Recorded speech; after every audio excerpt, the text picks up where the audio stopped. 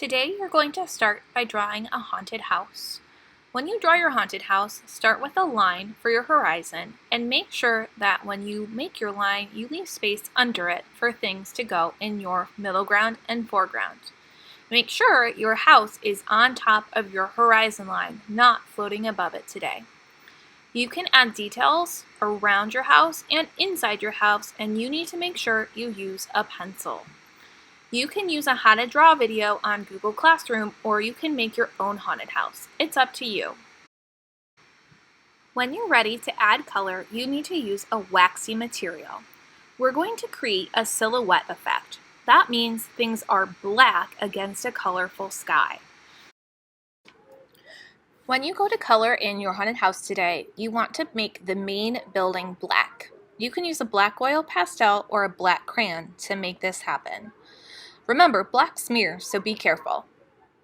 You can also use lighter, brighter colors like white or yellow to create a resist effect in your sky. I use yellow for my stars and white for my moon.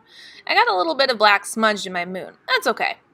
I'm also going to color in some of my details that I put in my foreground.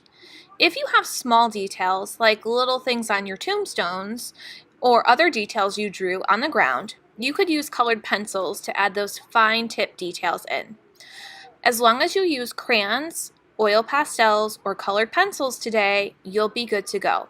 Make sure you stay away from markers.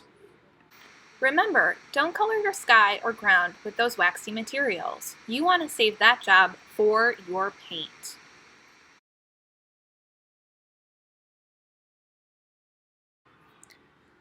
When you're ready to paint, you need to grab a set of pan watercolors.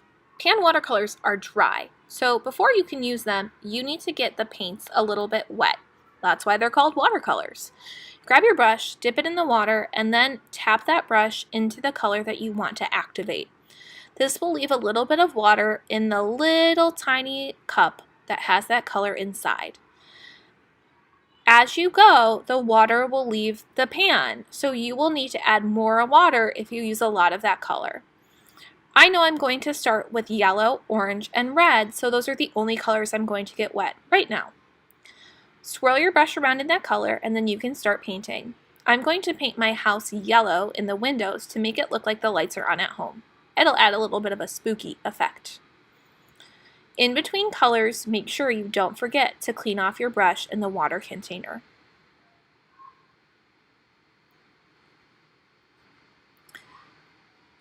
Then you can start working on your sky. Remember to work from the top down.